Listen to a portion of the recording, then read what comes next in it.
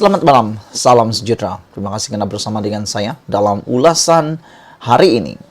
Ulasan pada petang ini amat menarik perhatian dan kamu perlu mengetahuinya, mengikutinya daripada saat ini sehingga saat-saat akhir dalam rekaman ini. Bicara Rasuah Zahid Hamidi, Ultra Kirana Sirlah, jijiknya tahap amalan itu di negara kita.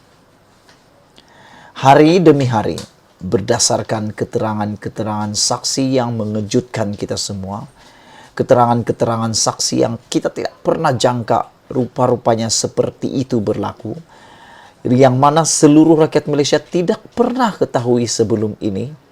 Akhirnya, keterangan saksi-saksi dalam perbicaraan rasuah sistem visa luar negara melibatkan Presiden UMNO Ahmad Zahid Hamidi dalam Ultra Kirana Sdn Bhd UKSB, syarikat yang diberi projek tersebut. Serlahan paling nyata ialah ia memperlihatkan tahap rasuah di negara kita sudah di tahap yang begitu parah dan paling penting, paling menjijikkan, amat menjijikkan dan amat memalukan.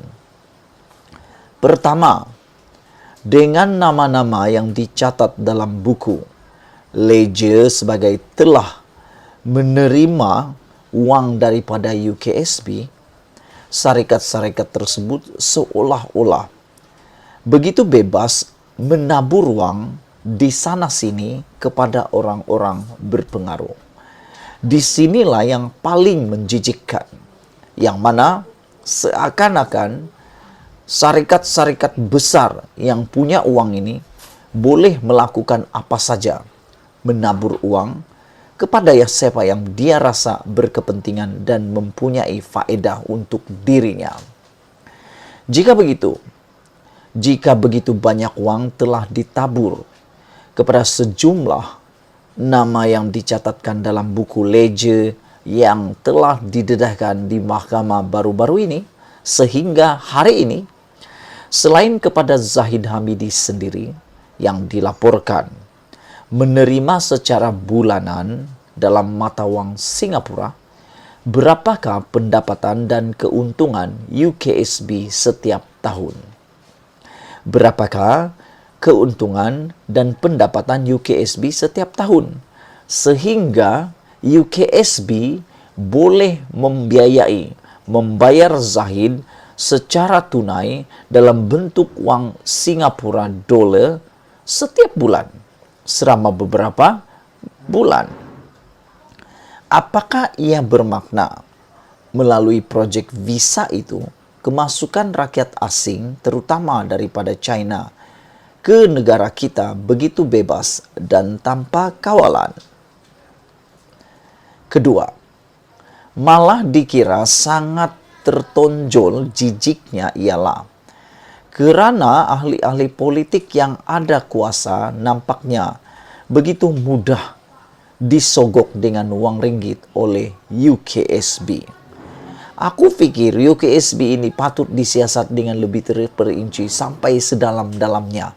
Selain daripada ahli politik yang telah dihadapkan ke muka pengadilan, UKSB juga patut disiasat sedalam-dalamnya. Rasanya, inilah kes rasuah di mana paling ramai ahli politik dikaitkan telah menerima wang. Dan ini saya rasa baru sedikit daripada yang pernah didedahkan sepatutnya. Kerana adanya kes mahkamah, barulah kelihatan betapa teruknya kes ini. Cuba bayangkan yang tidak dimasukkan dalam kes mahkamah. Ada banyak lagi mungkin yang masih tersembunyi yang kita tidak tahu. Yang ini yang telah terbongkar. Yang belum dibongkar, kita tak tahu lagi berapa. Daripada rasanya, inilah kes rasuah yang paling ramai ahli politik demikian telah menerima wang. Daripada sekian nama ahli politik yang disenaraikan, paling mengejutkan tentunya bila mana nama Tun Mahathir Mohamad pun terkait sama didakwa menerima wang daripada UKSB melalui seorang anak saudaranya. Jika ahli-ahli politik sudah sedemikian rupa wujudnya, menerima saja wang asal diberi, apakah yang boleh kita harapkan daripada mereka untuk berkhidmat kepada rakyat dan negara? Masihkah kita mahu mempercayai ahli-ahli politik mengurus negara dan membela nasib kita?